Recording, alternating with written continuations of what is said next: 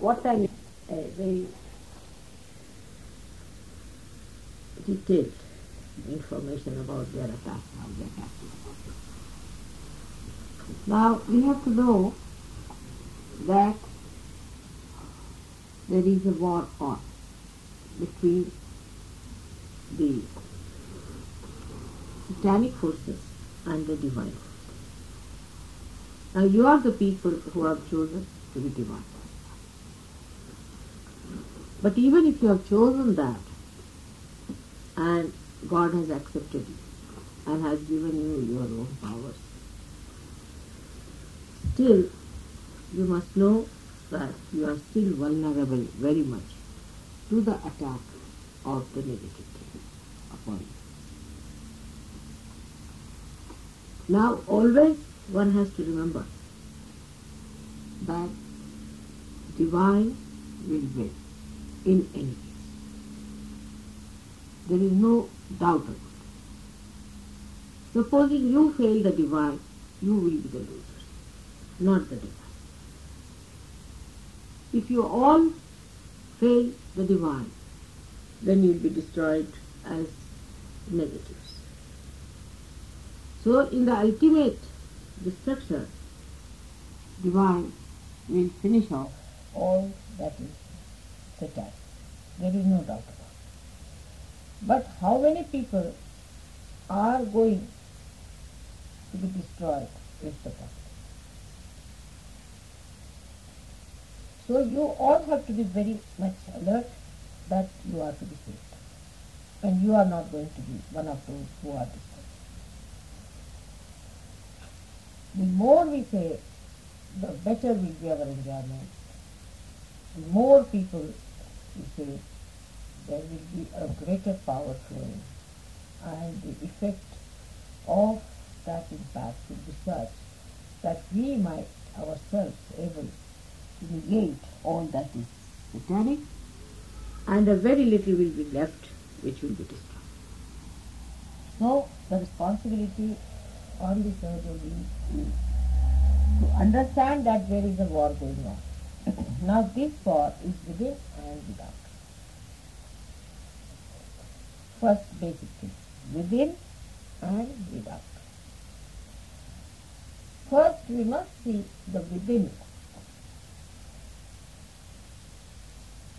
The within war is this, that we are the spirit or not.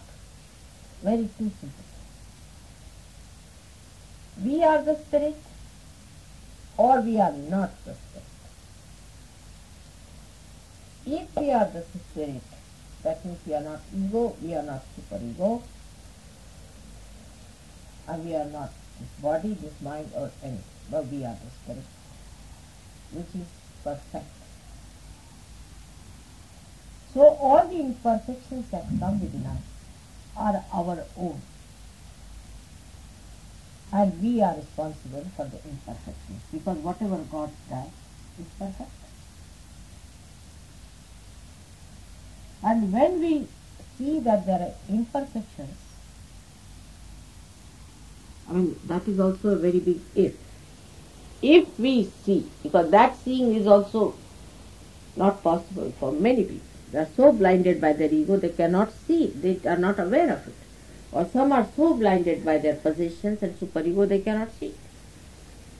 If you tell them that you have a superego, they get double egoed. If you tell them you have an ego, they get superego. Because they are still identified with that. So to be able to see, first of all, is the first step. But if you see, if absolutely a big if, see that you are not perfect, that you are not to justify your imperfections, that you are not your imperfections, but you are your perfect being. You are actually, but just now you are not. So the movement is very, very slippery in the beginning. So one by one, you must put your foot steadily as a climber on a snowy mountain does. First step should be that Can we see our imperfections, not others? First of all, not to see others is the first principle of Sahaja. First principle of Sahaja Yoga is not to see others' imperfections. What is the game? I mean, I just can't understand this, because I am very differently made. I can't understand what's the use of seeing imperfections of others. I mean, you cannot correct it. You cannot do anything about it. By seeing them, you do not improve. By seeing them, you cannot improve collectivity. So, there is no sense in seeing others' imperfections. Now, first of all, see your own problems, your own angularity, your own misidentifications and imperfections. When you start seeing them, then the first thing you will do, best way to avoid everything. I mean, avoidance is a very great character of human beings. But in a subtle way, it is insincerity to yourself, to your ascent, and to God. So face it. Now you see your imperfections correctly, in the sense, you see, yes, I am possessed, no doubt. If I am possessed, why should I be possessed? I must do everything that is under my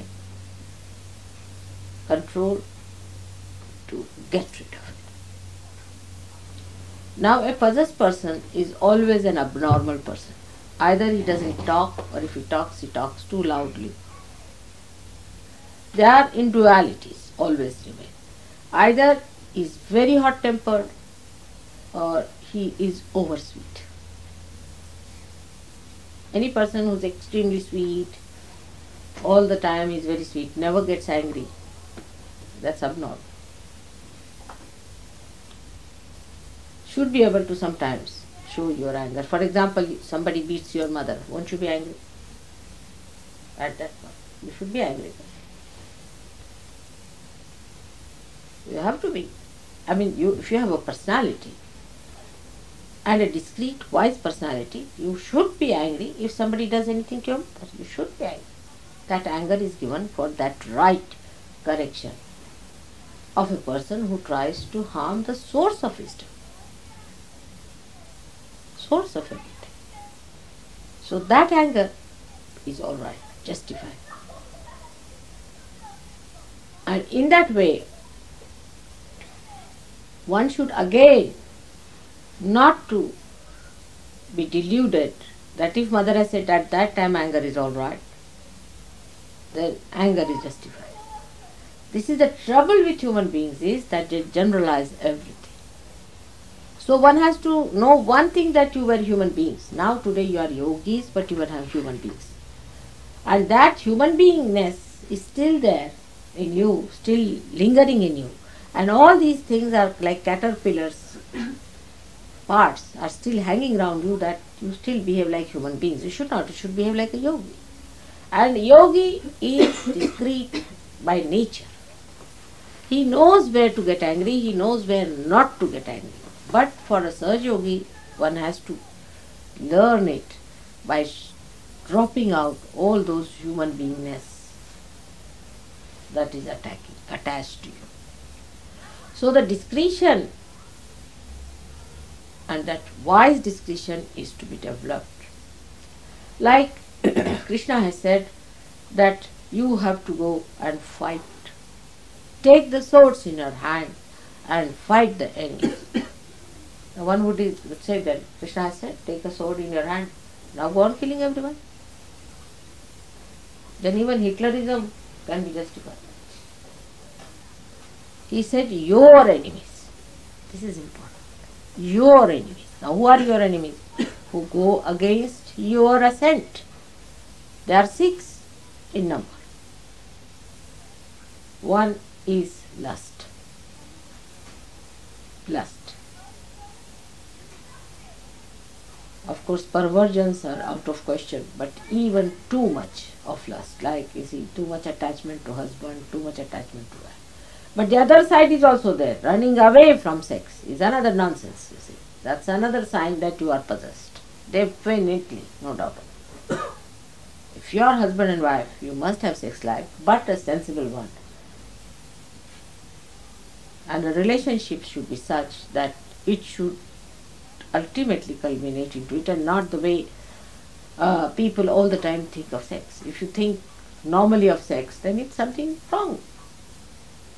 Only when you reach a point of that thing, then you should feel it. I mean, that's a normal way.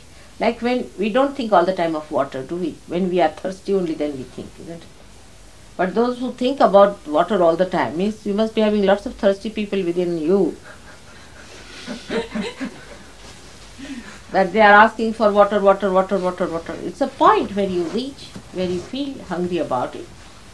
And there is a sense, there is a way of taking water. How much particularly we are about taking ordinary things like water. It should be from a clean source, whether it is coming from the kitchen or not, we'll first find out. It should be in a clean glass, from a clean person, everything. We are very fussy on that part. I wish we could be the same way fussy about our married lives. That this is something where we put your heart and mind. Are we clean enough? Are we sweet enough? Are we all right? So this is one of the very important attacks I have seen. You marry a person and he's finished in this country. In India it's different. Here if you marry a person, suddenly you find God knows what happens. They all end up into lunatic asylums. I mean, that's a pass for them to drop out. One of the big sieves is marriage in the West. So these sieves are there, so be careful not to drop out of the sieves. And keep your mind upon yourself, judging yourself how we work out. So the first one is kama, is the lust. Second, very important, is krodha. So Krishna has put krodha above kama, is anger, heated personality. Angry. He thinks that krodha comes even before kama. He was so much against anger. Anger. If you are an angry person, take out anger upon yourself. Beat yourself nicely. Best thing is to beat your face. Then you are hurt a little bit. So you'll remember it to begin with. Then you beat yourself on the ground with shoes every morning. You get angry, all right, have it. Because this heated temperament is a big curse, is your enemy. That gives you a very great weakness against collectivity. You see, a heated man never realizes that he is an angry man. And that's the base of satanic forces, because they act on you because they are angry with you. They are jealous, maybe any reason. They are angry with God. The whole base is anger and hatred. So the second point is we should see, have we got anger within us? If you have anger, you cannot enjoy a sunshine. You cannot enjoy a flower, you cannot enjoy anything. Ultimately, you can't even bear yourself. The best way to punish such a person is to put him in a jail, alone. Then he faces himself, then he gets rid of it. That's the best way, I think. That's no other way I can understand. That separate him. Let him put into seclusions. When he goes into seclusion, he'll have to face himself. And then he looks at him, gets angry. He. And then that anger goes on. See, if you keep with them, with others, you see, then he has a chance to get more angry. Maybe he might grow into his anger more. So the kama, krodha, mada. Mada is the third thing. Kama, krodha, mada. Mada is what you call is the pride. Or pride is a decent word. Vanity. It comes out of ignorance. If you are supposed to be good looking, I don't know, the college understanding of good looking and beauty is also so different that I used to think somebody is a very ugly man And it seems that he is supposed to be handsome according to Western standards. I said, oh God, how can he be handsome? Yes, he is very handsome, mother. And I was surprised at how, according to Indian standards, nobody would marry such a man, you see. But such a man here is a very handsome man. It is more surprising that how our ideas of beauty also change. But I would say, in this, fundamentally one should understand that those people who normalize everything by their thinking, you see, the beauty should be, means this. Face should be such, the nose should be such, and this and that is all being sort of measured out, you see. This is beautiful. Then, all these ideas of beauty that are thought out, not spontaneous, again I say, are not beauty. So people who have pride about these things, like, oh, I have a very beautiful house, maybe the ugliest house you could think of, could be the ugliest. I tell you, some of the houses, I just couldn't enter in, I felt like vomiting. And for some people, it's the house one should go and visit, and see, it's all bhut sitting here and there. If it was a beautiful house, no bhut would enter in. Is a Shuchita. Is the beauty is in purity. Purity is the expression of beauty. If you have no purity, there cannot be beauty. Now will you please listen to me and then take a photograph. We have been trying for 1 hour and you will try for 3 hours, you cannot get it. So you better listen to me. Now, the purity of a person is very important. And then once you have purity, you have no pride, you become prideless. Absolutely prideless. Because that is also a kind of a stigma. When it is purity, everything drops out. So to be proud of something, or vain, I mean all pride so-called are vanity. Nobody is rightly proud. You have to be proud of your virtues because you enjoy them. You have to be proud of things of which you enjoy. Enjoy. Not happy, but enjoy. Again, discrimination is there. Now, when you start judging yourself like that, you will be amazed. Best is to judge by children's reaction. Not by a bhuti child, but a good realized soul child. Some women, you see, I have seen, dressed up with all that thing and everything like that, you see. And when a child sees it, you see, he can't bear the woman and men are running after her. You see, you can't just understand, a child just can't bear. I have known many such cases, you see, where the children would not look at them, but they just start like that. And best experience I had when I was going. Once I went to Japan and we had a lady with us, very self-conscious American lady, dressed up like that, and I don't know, she had put some sort of a big thing on her head, God knows what was that. She took about 3 hours to get ready. She went to a beauty salon, this thing, because we were going to see some big man there. And this fellow had a house which was approached by a long road where you have to climb up something. Funny man. So we went there. Now this, on the way, on the left hand side of that road, there were some little houses from where little children, Japanese, very sweet children, came up to see. And they just rushed to me and I was playing with them. Suddenly one child looked up and this one was there. She said,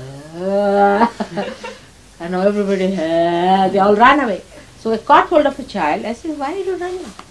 So he said something in Japanese. So I asked the interpreter what it is. She said, I'll tell you later, but let the child go away. Then I asked, what was the child say? He said, she's a witch. And this lady had spent so much money, 3 hours dressing up herself. I don't know what she was looking like, but the child, she's a witch, you see, they all ran away. And this child was pulling himself saying that, but I couldn't know what was that. So this is so-called beauty of men and women is vanity. their houses, their possessions, their positions, all this pride is nonsense. The one who owns something has no pride because he really owns. When you really own, when you own everything, why should you be proud? But the way we are proud of our noses and eyes, sometimes I feel you don't own them. If they are part and parcel of your being, what is there to be proud of? So is mother. Then the third one comes as Matsara. Is the one, the way we are sort of impressed by other things and we get jealous of other things. You see, even the jealousy can be subtler. Like if I pay attention more to someone or somebody is more allowed to come and see me, supposing by any chance, then people get jealous of that. On the contrary, one should know mostly I am looking after the people who are more affected. So maybe that there's something wrong with the person, nothing to feel jealous. So, to be jealous of such a person. So this is the person who comes to me feels mother, is the pride that he comes to me. And the others feel jealous of him, but he is poor thing going down every day. And the others are jealous of him. So this is the thing in Matsara. So we have got now, how many I have told you? Four. Now, another is attachment and attractions to people. This is the worst of all. Because the bhuts are always combined with bhuts. You see, in a group you will find, this group goes together. All the bhuts of one place combined together. You can make it out. In India, where there are people of different places, you see, Australia, England, say Switzerland, and in that also Cambridge, Brighton, then we can say in India also, you see, up to come to one little, small little, we can say group from Tamworth, alright. All these, you see, you can suddenly find them combined together, suddenly. They all sit in groups. You can immediately make out. You can say Tamworth group food is there. This group food is there. You see, grouping is one of the ways people show the moha. Then it can go down. My daughter, my son, my this thing. Our country is the worst in this. My wife, my husband. My wife must have this. Why? Why should your wife have? My wife must have a bed. My wife must have a... Why? Why? Why your wife is so special? She's a wife like anybody else. My child must have this. Why? Or I must have this. Why? This is moha. Moha is to say that I must have this for mine. My mind.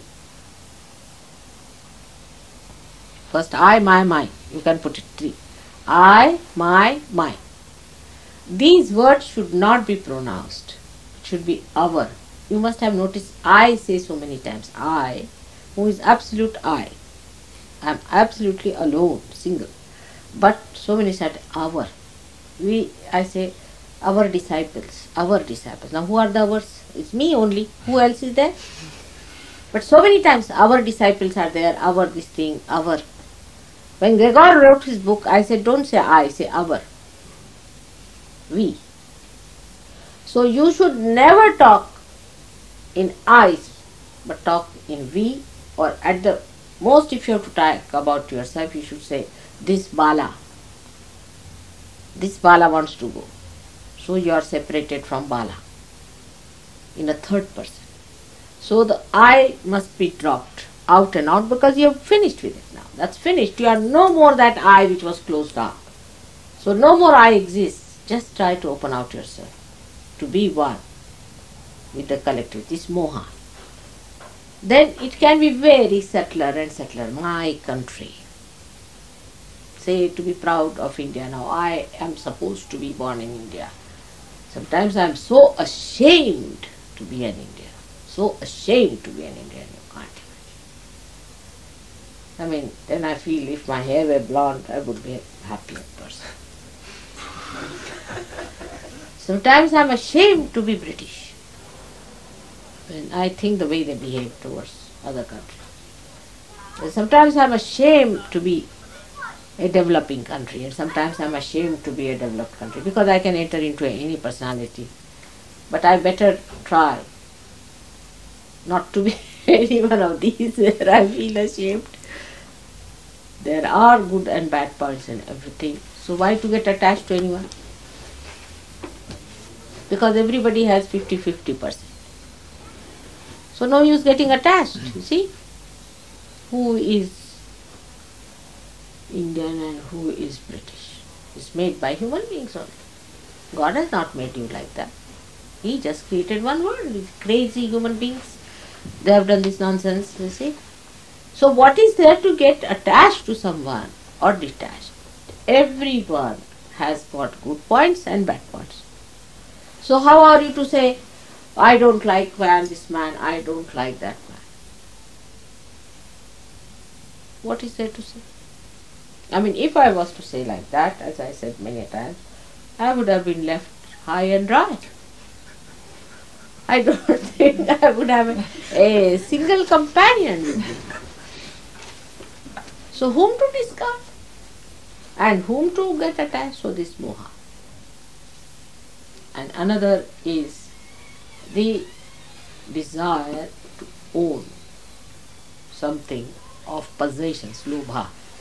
I see, say, a very nice, what is this set is? Television? No. Stereo. Huh? Stereo. Stereo. Very good stereo with Bala.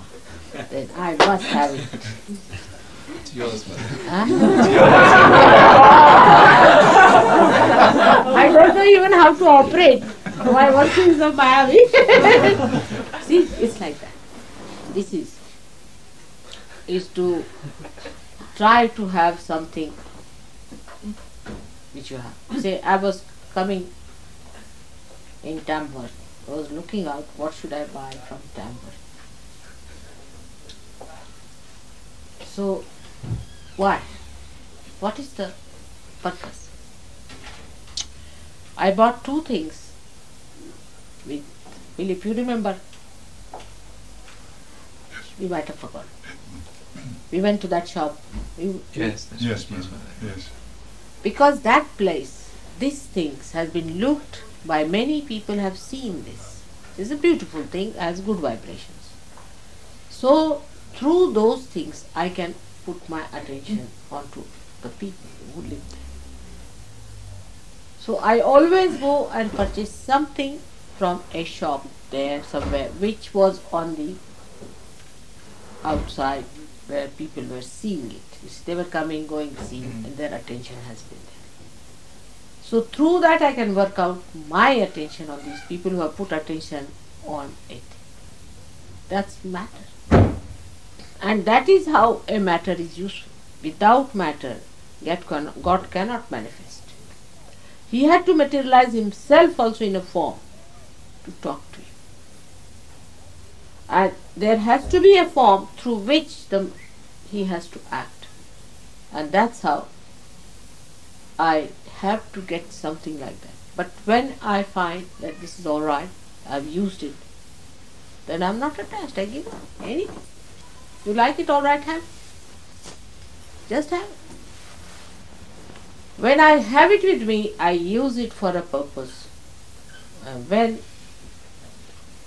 I want to use it for someone, that I'm generous, then I say, have it. I use it for my generosity in both ways. So if you want to possess something, to have an attraction for something that you want to have, it should not be for your self-indulgence, but for using it for your generosity. Buy it for somebody. Best is never buy anything for yourself should be the principle. To begin with. And do not, now supposing you say, is of course, this is very nice. I must buy this for XYZ, somebody else, another surgeon. How many would come forward to buy?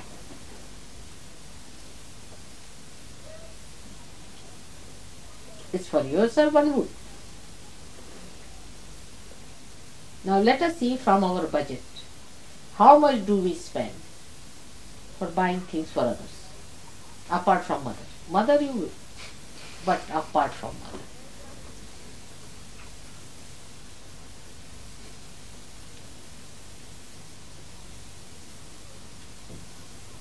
Alright? So this is how we should get rid of our moha. Enjoy. The neutralizing thing is there. Enjoy what you give. And do not enjoy what you possess. It's the best way to enjoy your generosity, and then you will be amazed that you will rise.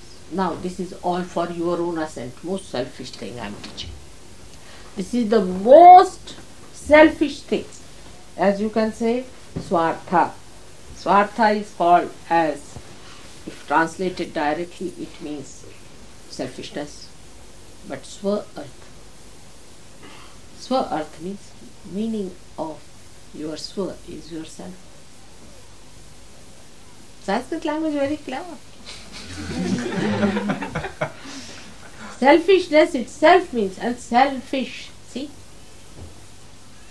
Even there is self. I don't know why fish. But in English language, I don't know, but in India, fish is Shubha, auspicious.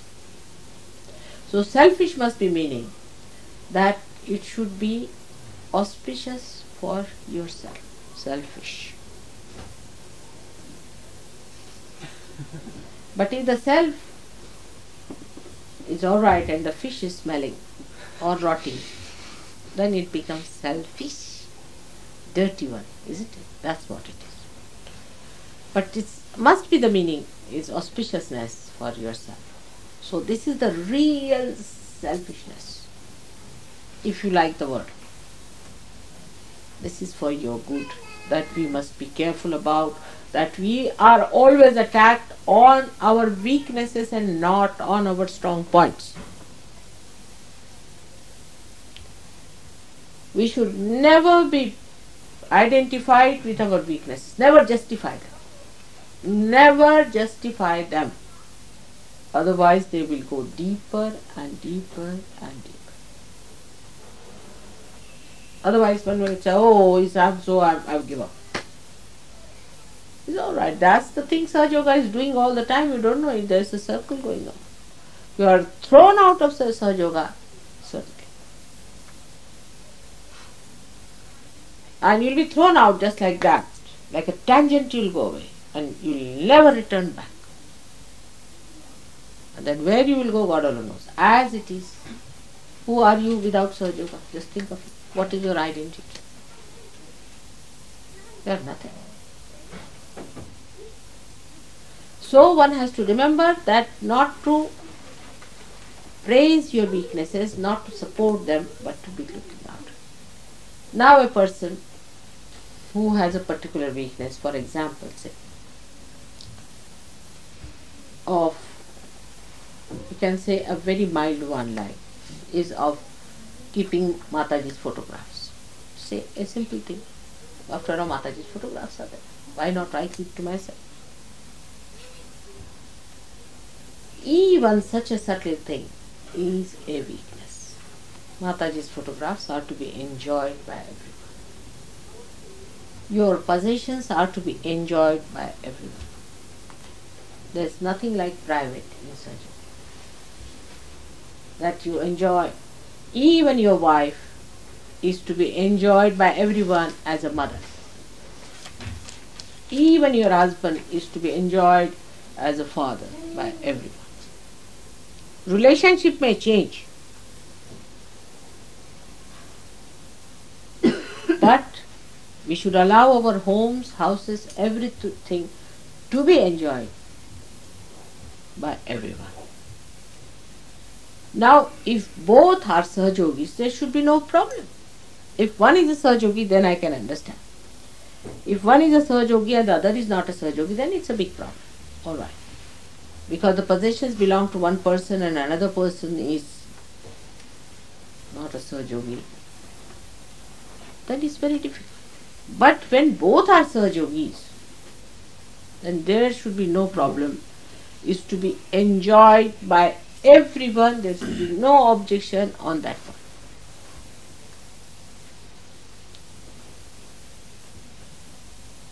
Once you realize this point, that you will be attacked on your weaknesses, you will be very cautious and careful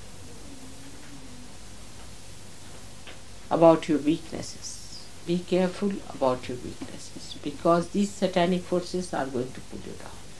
All the possessions come to you on your weaknesses. Now we'll see the other side of it. There are pani there. One more side. They haven't come as yet. क्या phone किया? आ रहे? They've come already. Who?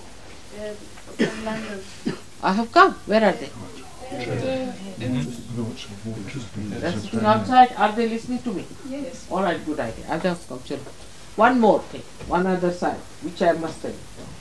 Now the bhoots that come into us, they come from outside. Now this is another thing. Despite our side said outside, the bhoots that come from outside, how to save yourself? They also, if they have come through gurus, then I have told you how to get rid of it. Must go on saying, Mother, you are my guru, you are my guru, I am my own guru, I have nothing to do with that, you know all that.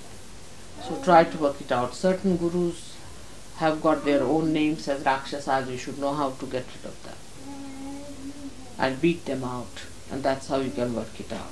They also work on your weaknesses of, say, somebody wants to be a great leader in Sahaja Yoga, they will come. Outside. Somebody wants to be obstinate, they will come. Somebody wants to be showing off, they will come. Now they can become very subtle. You see, there's someone who is talking ill about Sahaja Yoga, or even slightest doubt. Never listen to that, never talk to that. That person is possessed. What is there to doubt, Sahaja Yoga? What is there to doubt? It's more than sunshine. There's nothing to doubt about Sahaja Yoga. Anybody who doubts, you just say, I have nothing to do, I don't want to talk to you, will be possessed. Anybody who is not surrendered to Sahaja Yoga or to me, you are not to look at that person. Have nothing to do with that person. Just get out of it. Nothing doing. We don't want this filth. That person will improve and you will improve also. But if you allow that person, you see, to come round and talk to you, be sweet to you, then don't talk against Sahaja Yoga. We've seen the light, you have not seen the light, so shut up. We don't want to hear a single word against it. It's like sunshine. We have seen it. It has worked with us. Those who are doubting people have nothing to do with them. And you will be amazed how you will be seen. Anyone who says, now I will have nothing to do with Sahaja Yoga, you say, get out immediately, you better not do it. It's the best. Leave us, spare us, get out. Anybody who tries to show we are, oh, I need all the sympathies of the world and all that. Some people are like that, oh, I was about to commit suicide. Tell them to commit suicide immediately. Do not play into the sympathies of the people. Also, you see, these are how the bhoots come in.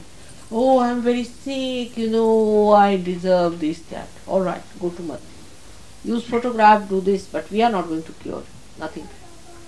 Because if you start curing a person, you will get sick yourself and you will have a problem for your mother. It has happened with so many people. Recently there was a case and a lady was trying to commit suicide. I told them, you better tell you commit suicide. And she was shocked.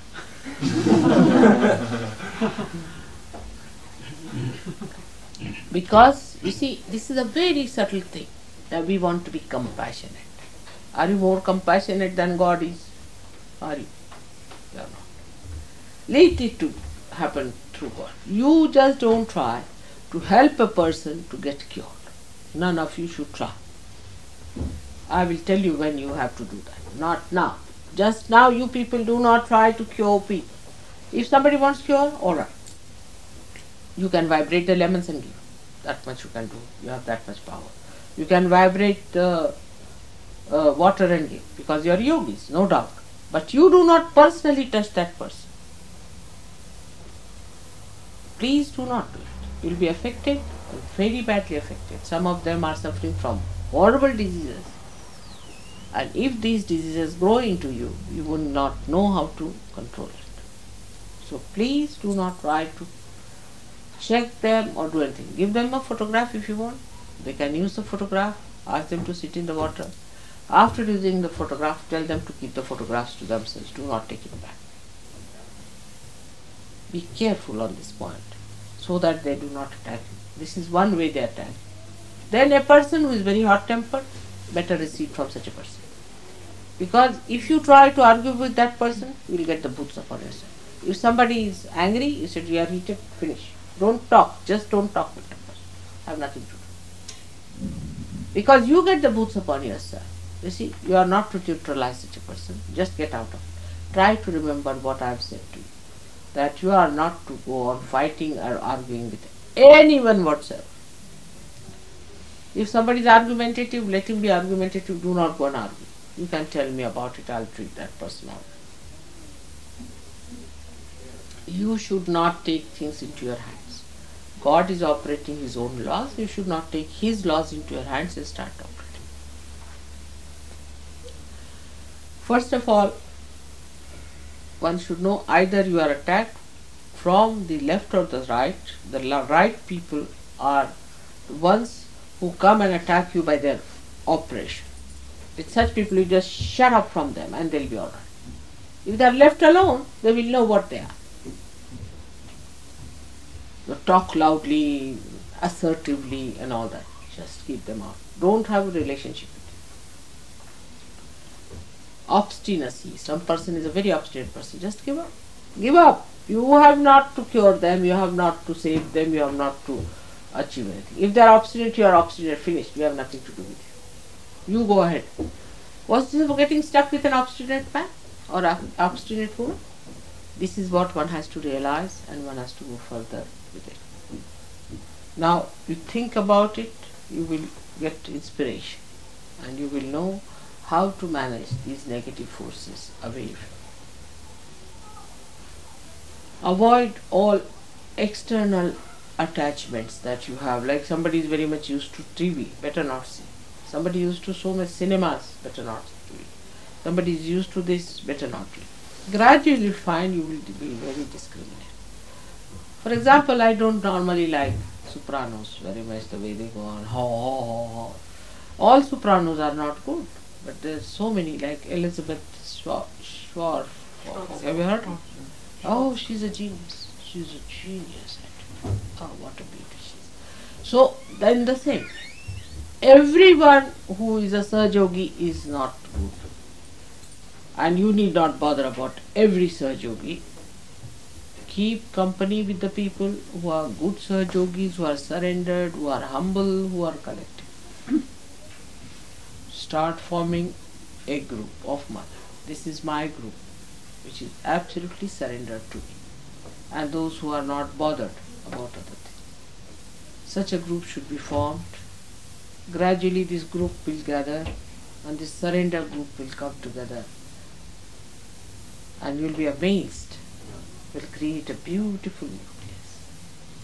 This is how it should work out. Try to keep to people who talk good of Sahaja Yoga, who talk about Sahaja Yoga, who think about Sahaja Yoga, who work out Sahaja Yoga, and a group can be formed. And forget all others. Just forget. You owe duty to them, you owe no relationship to them. You are here for Sahaja Yoga and you are not going to sacrifice it for anything whatsoever. Because you see, such a person will have something. For example, a man like this will have a car. And you have a convenience to travel by car, so you stick on to that. May have a house. They will give you a house to live in. Alright, you stick on to that person. Some sort of a material convenience such a person will have. And you will just stick on to that person because you have that material convenience. So be careful. Though he talks ill about Sahaja Yoga, doesn't matter. But you know, he's little nice, he's generous. Supposing he lends you money, oh then No. Some sort of a thing. I'm saying some snag is there. So be careful about it. Some material advantage would be there. Doesn't matter. You can walk. You can take a bus. Doesn't matter. So because of this material comfort, you might fall for it. So be careful on that point. That all these bhoots are material, and they attack on your material attachments. And see to it that you get rid of those material attachments. In one word is that see your material attachments and the things that so called comfort you. You should only seek the comfort of yourself, and only the praise of your mother is going to comfort yourself. You take it from me, which is told by Adi Shankaracharya a long time back.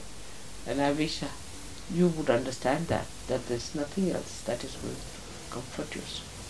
Forget all about this. Even if you have to walk, go on singing the praise. Finished. You will not feel anything. That's how it is going to work out. Today is the day for me to declare certain things, as Krishna had said, that surrender yourself. Sarvadharmanam parityajya mamekam sharanam vraja. Give up all other attachments and religions. Religions means the temperaments that svabhava, the ones you have developed, and surrender unto. Surrender unto. Surrender unto. This is what you have to understand. Otherwise, it's not going to work out. Haphazard ways, half ways, it's not going to work out. This, if you learn, you have solved the problem. We should not do it during the puja. After the puja, we'll have the photograph so that you concentrate on the puja. Alright? Now today, because it is Krishna's Jayanti, I thought that we should have a Gita for you, and I've told him to read Gita so that when all these things are done, your attention should be on Gita, what he reads. And he has to read it loudly. And now, pani wani rakhe hai? Where is the water? No, not that, for washing the feet. Now put the 3 leaves. Chaya, idhar. Come along. Washing the feet. Washing the feet. Got, you see, you put these bit. 3 leaves, Let's right? slightly warm. Yes, mother. Big leaves under that. Under that. No, under the kumba. No, not under the coconut. Yes.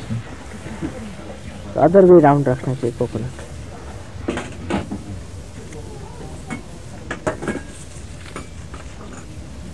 Is it too big? But take 2 bigs are alright. Big ones are alright. Is it 3 of the them. light coloured one or? 3 one. Yes, these dark ones are alright. 3.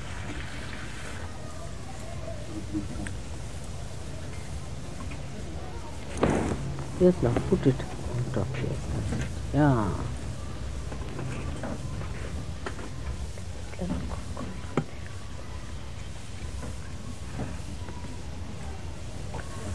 Now, before he reads Gita, I will tell you the basics of these 2 chapters which one should understand. First is Sankhya Yoga. Sankhya.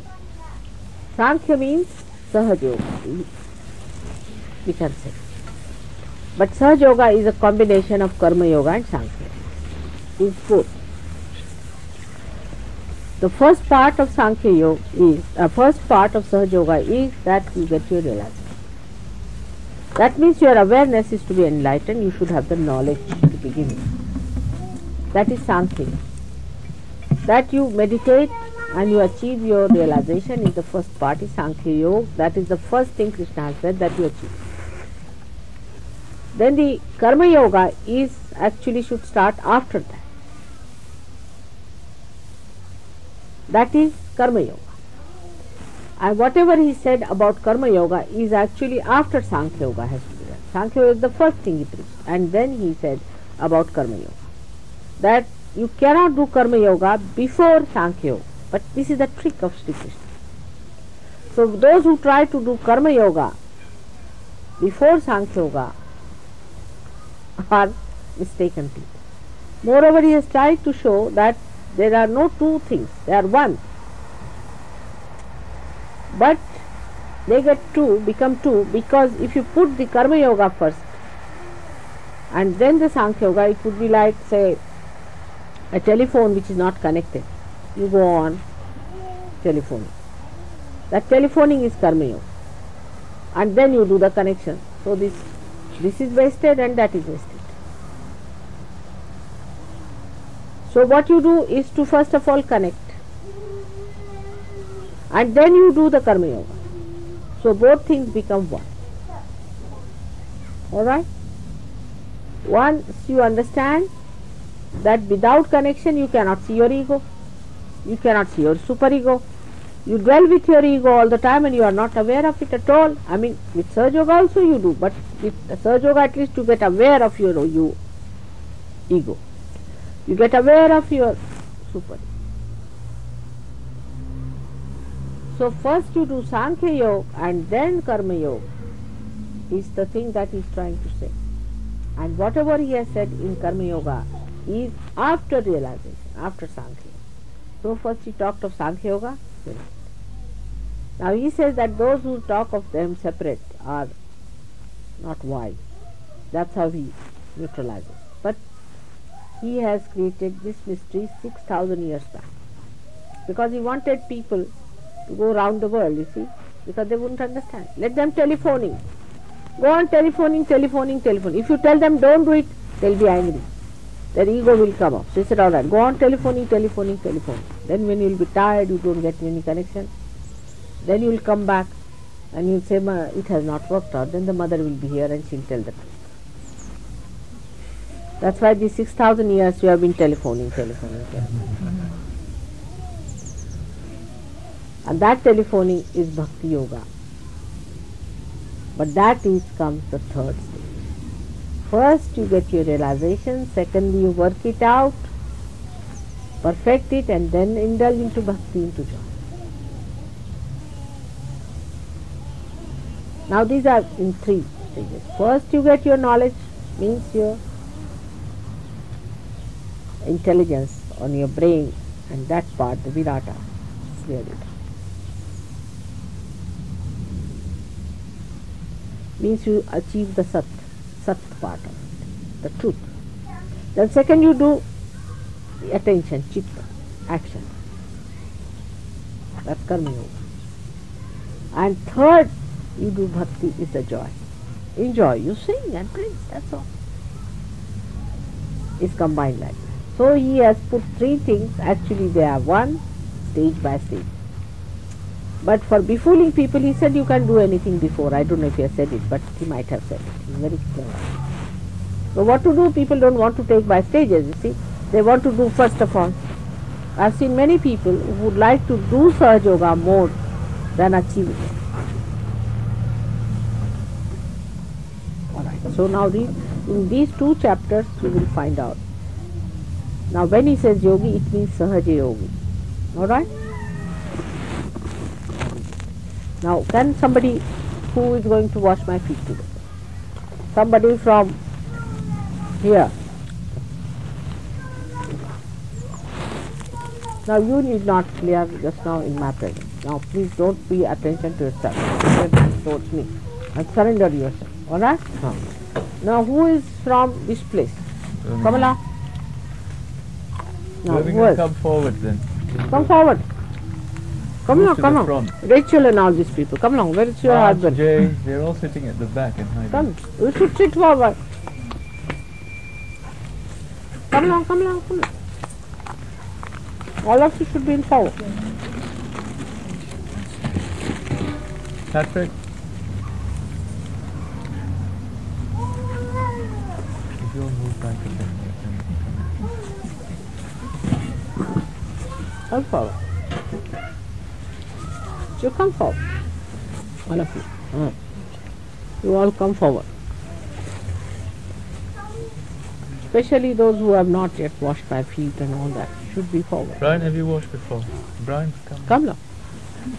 Come ask some of the others to Come move along, back, come. and Brian can come in here. You can move your camera a bit. It's only going to be used after the program. I would suggest that let somebody else, let Warren read it. Okay. Alright, and you do the washing and all. Come along. You start. Come along, Gaurav. Come. It is to be, it's in English language, so it's all right. Do it loudly. You may stand there or somewhere. It's chapter 4 and 5. Okay? Chapter 4 and 5. You can stand there in that, on the top of that. I don't want to, there, on the green one. Hers blue.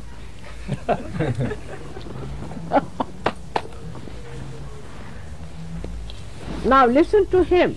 That's very important. Now, those people who are here, keep here. Chaya? Where is she? Pani Mani to? It's here. All right. No. Where will you throw it?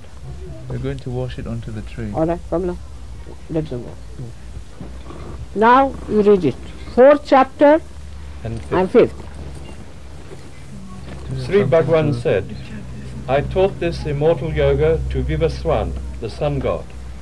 Vivaswan conveyed it to Sun Manu. God. Now who is Sun God? You know Christ. Vivaswan conveyed it to Manu, his son, and Manu imparted it to his son, Iswaku. I poor mother while they wash. All of you. Thus Come handed down from father to son, Arjuna, on. this Who yoga has it? remained known to the Raja Rishis. You wash first. By great efflux of time, however, it has more or less disappeared. The same ancient yoga has this day been imparted to you by me, because you are my devotee and friend, and also because this is a supreme secret. Now see, he told it to only Arjuna, to nobody else. This is not a mass thing. It's only individualistic. Arjuna said, you are of recent origin, while the birth of Vivaswan This is quite a common thought. You are a recent origin. Me too. They think so. while the birth of Vivaswan dates I'll back wash to this. remote antiquity. How then am I to understand that you taught at the beginning of creation? Sri Bhagwan said, Zameen pe rakho. Arjuna, you and I have passed through many births. Zameen pe. I know them all, while you do not, O chastiser of foes. Though unborn and immortal, also the Lord of all beings, I manifest myself through my own Yogamaya, or divine potency, keeping my nature... Where I is, you should know this is me. All right? Then you will understand. keeping my nature, Prakriti, under control. Arjuna, whenever there is decline of righteousness and unrighteousness is in the ascendant, then I body myself forth. For the protection of the virtuous, for the destruction of the evildoers, and for the establishment of Dharma, on a firm footing I am born again from age to age. Arjuna, my birth and activities are divine. He who knows this in reality does not take birth again on leaving his body, but attains me. Completely rid of passion, fear, and anger, wholly absorbed in me, depending on me, and purified by the penance of wisdom, many have become one with me. Penance of wisdom. You see these words are. This is Krishna style. It's very, very tricky words. Penance of wisdom. Purified by the penance of wisdom, many have become one with me, even in the past. Arjuna, howsoever men approach me, even so do I seek them, for all men follow my path from all sides. In this mortal world, men seeking the fruition of their activities worship the gods, for success born of action follows quickly. The four orders of society, namely the Brahman, Kshatriya, the Vaisya, and the Sudra, were created by me, classifying them according to their prenatal qualities and That's their aptitude. Aptitude. and apportioning corresponding duties to them. Brahmanas are the ones who are seekers of God. Though the author of this creation know me, the immortal Lord, to be a non-doer. Since I have no craving for the fruits of actions, actions do not contaminate me. Even he who thus knows me in reality is not bound by actions. Having known thus, action was performed even by the ancient seekers of salvation. Therefore do you also perform such actions as were performed by the ancients in the former times. Even the wise are at a loss to know what is action and what is inaction. Therefore I shall expound to you the truth about action, knowing which you will be freed from its evil effect. Now this is after realization you try to understand. So, the truth about action must be known, and the truth of prohibited action must also be known. Even so the truth about inaction must be known, for the mysterious are the ways of action. He who sees inaction in action, and action in inaction, is wise among men. He is a yogi, who has accomplished all action. He whose undertakings are all free from desire and thoughts of the world, and whose actions are burnt up by the fire of wisdom, him even the wise call a sage. He who, having totally given up attachment to actions and their fruits, this is for you people. has got over the dependence on the world and is ever satisfied, does nothing at all, though he may be ever engaged in action. He who has subdued his mind and his body, has given up all objects of enjoyment, and has no craving, performing sheer bodily action, such a person does not incur sin. He who is contented with whatever is got unsought is free from jealous, and has transcended all pairs of opposites, such as joy and grief, and is balanced in success and failure. Such a karma yogi, though acting, is not bound. He whose attachment has gone, whose mind is established in knowledge, and who works for the sake of sacrifice, all actions of that liberated man melt away. The liberated man. Now you see the fools who don't understand this, without liberation they start doing all this action. You cannot do it. The sacrifice in which the ladle, in which the oblation is poured, is Brahma. The oblation itself is Brahma. Even so the act of pouring the same into the fire, which is again Brahma, by the sacrificer who is himself Brahma, surely is the goal to be reached by him. Who is absorbed in such sacrifice as Brahma is also Brahma. Brahma is all pervading power, you can say. Is the absolute. Divine love is Brahma. Other yogis offer sacrifice in the shape of worship to the gods. Others pour into the fire of Brahma. Sacrifice in the shape of the self, through the sacrifice known as the perception of identity. Others offer as sacrifice. Now you understand? Others offer as sacrifice their senses of hearing into the fires of self-control. Other yogis again offer sound and other objects of perception into the fires of the senses. Others sacrifice all the functions of their senses and functions of the vital airs into the fire of yoga, and the shape of self-control which is kindled by wisdom. Some perform sacrifice with material things. Some offer sacrifice in the shape of penances. Others sacrifice through the practice of yoga, while striving souls, observing austere vows, perform the sacrifice of wisdom through the study of the sacred texts. All these things you can do. Other yogis offer the prana, breath, into the apana. Even so, others the apana into the prana. There are still others given to the practice of pranayama, or breath control, who having regulated their diet and controlled the course both of the prana and the aprana airs, pour their life breaths into life breaths. All these have their sins destroyed by sacrifice and know the truth about sacrifice. Arjuna, yogis who partake of the nectar in the form of the remains of sacrifice attain the eternal Brahma. To the man who does not offer sacrifice, even this world is not happy. How then can the other world be happy?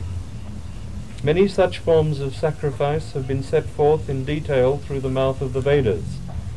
Know them all as begotten of the actions of the body, the mind, and the senses. Thus, knowing the truth about them, you shall be freed from the bondage of karma through their practice. Arjuna, sacrifice in the form of knowledge is superior to sacrifice performed with material things. For all actions, without exception, culminate in knowledge, O son of Kunti. Attain this knowledge by all means. If you prostrate yourself at the feet of the wise, render them all forms of service, and question them with a guileless heart again and again, those wise seers of truth will unfold that knowledge to you. Arjuna, acquiring that knowledge, you will no more be subjected to delusion like this, and through it you will see Those all who haven't beings done first this in your own or self and then in me. Those who only haven't done No, everyone. Even if you are the most sinful of all sinners, you will cross over all the sin by the raft of knowledge. For as the blazing fire reduces the fuel to ashes, Arjuna, even so the fire of knowledge reduces all actions to ashes. In this world there is no purifier like knowledge. He who has attained purity of heart through the practice of Karma Yoga automatically realizes it in the self in course of time. He who has fully controlled his senses, is exclusively devoted to spiritual practice, and is full of faith, attains knowledge. Having gained knowledge, he immediately attains supreme peace in the form of God realization. He who lacks discrimination is devoid of faith, and is possessed by doubt, is lost to the spiritual path. Here he is saying possessed by God means supraconscious. For the doubting soul in particular, there is neither this world, nor the world beyond, nor even happiness. Arjuna, he who has dedicated all his actions to God according to the spirit of Karma Yoga, whose doubts have been dispelled by wisdom, and who is self-possessed, actions do not bind him. Self-possessed, possessed by self. Therefore, Arjuna, cutting asunder with the sword of knowledge this doubt in your heart, born of ignorance, establish yourself in Karma Yoga, in the form of ever-mindedness, and stand up for the fight. Chapter 5, Arjuna said, Krishna, you extol Sankhya Yoga, the yoga of knowledge, and then the yoga of action. Pray tell me which of the two is decidedly better. Sri Bhagwan said, the yoga of knowledge and the yoga of action both lead to supreme bliss. Of the two, however, the yoga of action, being easier to practice, is superior to the yoga of knowledge. The Karma Yogi, who neither hates nor desires, should be ever considered a sannyasi. For Arjuna, he who has transcended the pairs of opposites is easily freed from bondage. It is the ignorant, not the wise, who say that Sankhya Yoga and Karma Yoga are productive of divergent results. For one who is firmly established in either gets the fruit of both, namely God realization. It means supposing you are realized a little bit, not much, in the sense that you haven't achieved suddenly the highest, which happens most of the people that you are. It happens that your achievement with your Kundalini is not of the ultimate. So when you do Karma Yoga, which is easier, through which you achieve, Sankhya Yoga can be that you achieve your realization, you meditate in the jungles, go stay there, keep away from all the worldly things, meditate, meditate, meditate, and try to rise. But such people are absolutely useless, I have seen. My own experience is that such people are useless for all worldly things. They cannot be compassionate, they cannot come down from their levels. When they come down, they again get contaminated. So the second thing is very easy, that you get your realization and start on the Karma Yoga, cleansing yourself. Once you have done your cleansing, you achieve it because it is immune to everything. By the supreme state, which is reached by the Sankhya Yogi, is attained also by the Karma Yogi. Therefore he who sees Sankhya Yoga and Karma Yoga as one, so far as their result goes, really sees. Without Karma Yoga, however, Sankhya Yoga, or renunciation of doership in relation to all activities of the mind, senses and body, is difficult to attain. whereas the Karma Yogi, who keeps his mind fixed on God, reaches Means you don't Brahma. become a sannyasi. Now it's for Bala. You don't become a sannyasi. You work here. It's easier, definite, sure shot. He reaches the Brahma in no time, Arjuna. The Karma Yogi, who has fully conquered his mind and subdued his senses, whose heart is pure and who has identified his self with the self of all beings, remains unaffected even though he is performing action. The Sankhya Yogi, however, who knows the reality of things, even though seeing, hearing, touching, smelling, eating, going, sleeping, breathing, speaking, passing urine and stools, taking and opening or closing the eyes, must believe that he does nothing, holding that it is the senses that are acting on the sense objects. He who acts, offering all actions to God, and shaking off attachment, remains untouched by sin as the lotus leaf by water. The Karma Yogis perform action only with their senses, mind, intellect and body as well, withdrawing the feeling of mum in respect to them and shaking off attachment simply for the sake of self-purification. Good. Offering the fruit of actions to God, the Karma Yogi attains peace in the shape This of is only God possible realization. after realization. How can you offer action? Fruit of action, you cannot. Only then he attains peace in the shape of God realization, whereas he who works with a selfish motive, being attached to the fruit of actions through desire, gets tied down. The self-controlled Sankhya Yogi, doing nothing himself and getting nothing done by others, rests happily in God, mentally relegating all actions to the city of 9 gates, the body with 9 holes. The Lord determines not the doership nor the doing of beings, nor even their contact with the fruits of actions. It's nature that functions, deriving its motive power from God. The omnipresent Lord does not partake of the virtue or sin of anyone. Knowledge is enveloped in ignorance. Hence, it is that beings are constantly falling into a prey to delusion. See, prey to a delusion. And delusion, if identified with yourself, then God save you. Again it comes to me, but what to do? God save you means also I have to do it. In the case, however, of those who said ignorance has been destroyed by the knowledge of God, that wisdom shining like the sun reveals the Supreme. Those whose mind and intellect are wholly merged in Him, who are constantly established in identity with Him, and are exclusively devoted to Him, their sins being wiped out by wisdom, go to whence there is no return. The wise look with the same eye on a Brahman endowed with learning and culture, a cow, an elephant, a dog, and a pariah. Even here is the mortal plane conquered by those whose mind is established in equanimity, since the Absolute is free from blemish and equanimous, hence they are established in the eternal. He who with reason firm and free from doubt rejoices not on obtaining what is agreeable, and does not feel perturbed on meeting with the unpleasant, that knower of Brahma lives eternally in identity with it. He whose mind remains unattached to external enjoyment derives through meditation the unmixed joy which is inherent in the soul. Then that yogi, having completely identified himself through meditation with Brahma, enjoys eternal bliss.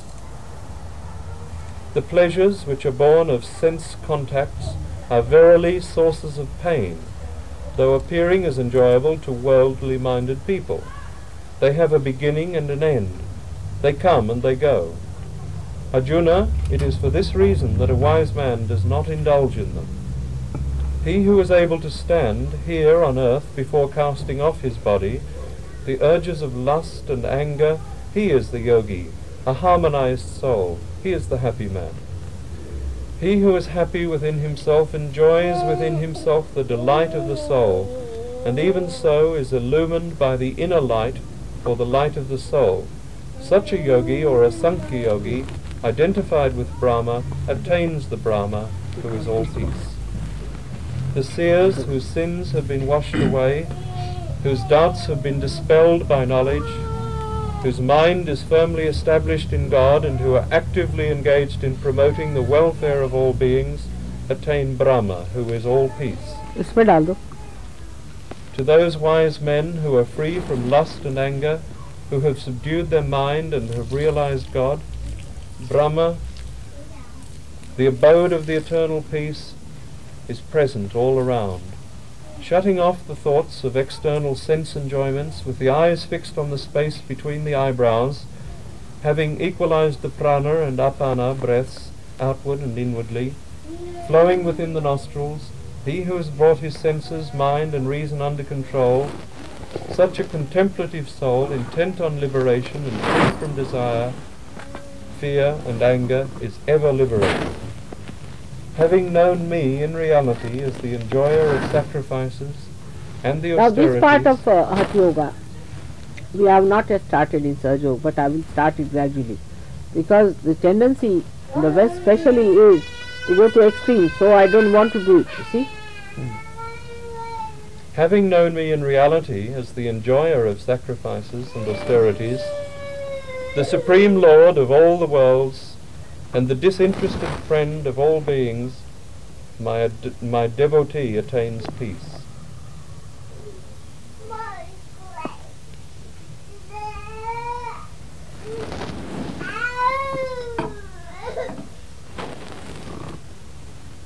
I hope you followed it now, you see. So Sankhya and these things you should clearly understand, and is a very good way of understanding what is expected of you to have the bliss. And what is to be done is, first of all, to get your realization and then become Karma Yogi. Work it out on Karma Yoga means you do not become a sannyasi, you don't run away from this world, settle down somewhere else, because it will be very difficult. You go out of this world, stay somewhere, and when you come back again you become a bhoot. So what's the use? Instead of that, work it out here and perfect it. So this is Karma Yoga. That's why we don't like sannyasi.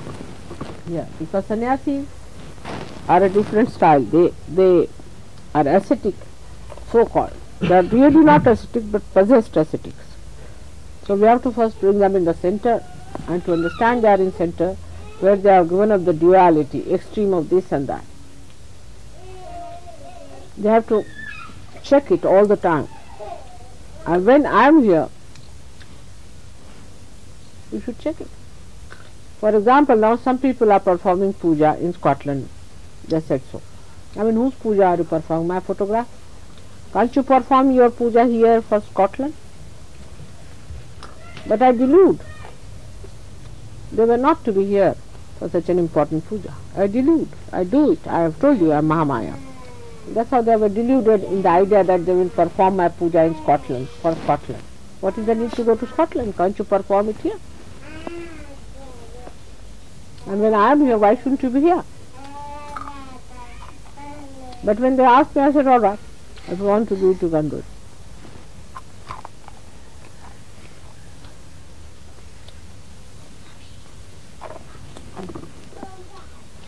Sometimes for some people my photograph is more important than me. Imagine the diseases. Yeah, so many are like that.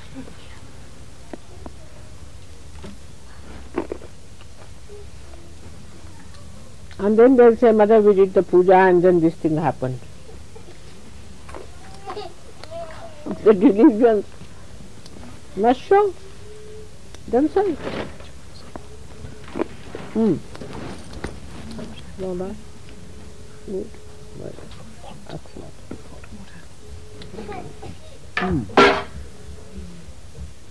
Now who else is coming after that?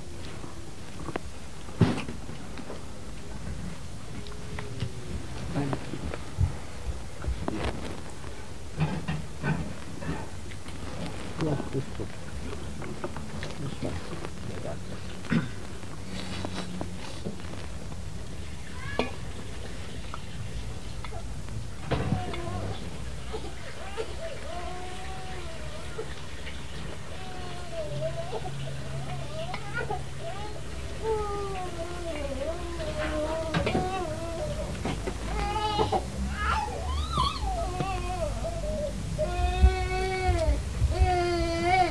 Now somebody can read Devi's names, 11 names or say 108 names. Who can read loudly?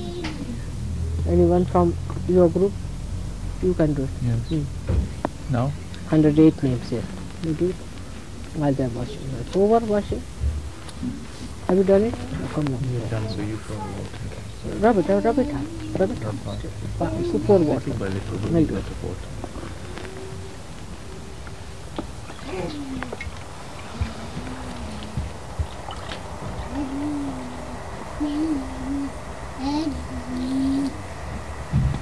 Rub it hard. Pour more water. Take more water from there.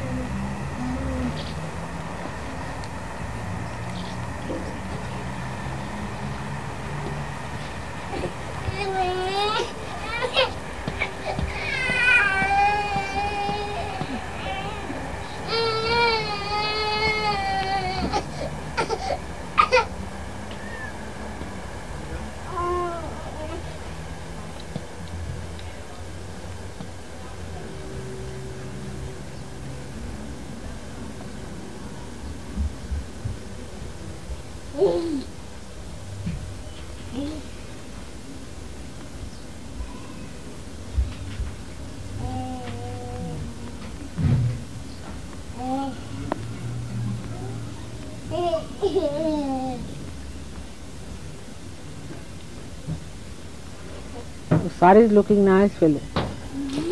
But you must learn how to wear it, alright? Ask Chaya how to do it.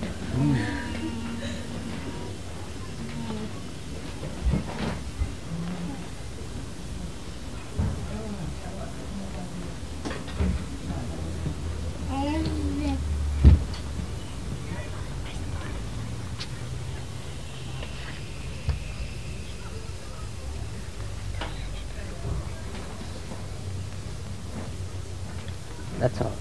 Good. This one, this one. This. Yeah.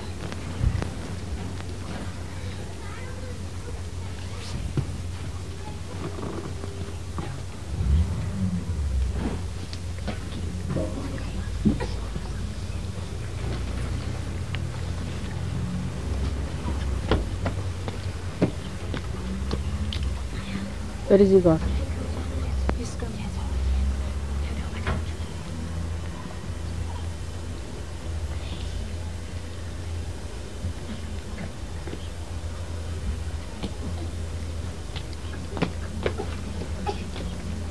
Stop. Now, where?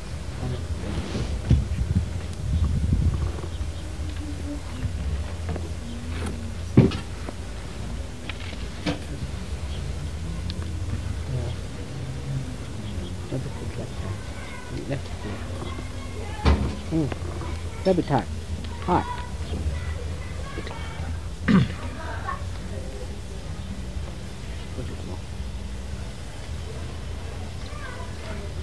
Rub it hard. Rub it very hard. My feet are very strong. Yesterday there were two people wrestling. They got exhausted and fell down. Wrestling with 5 feet. Rub it hard. Let's see which ones are the 21 names. What is? Just get 108. They just put the names, but no. This is, 108 there. but this is better to have it in English. Yeah. Somebody can read in Sanskrit, and somebody can. But very difficult.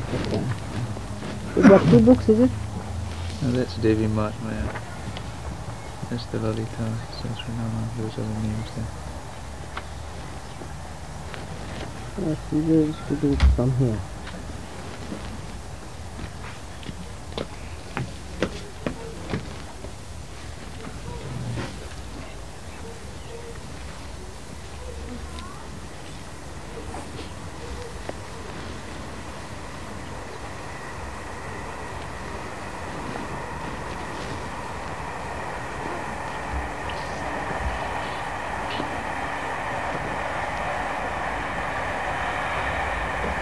trying to see it somewhere.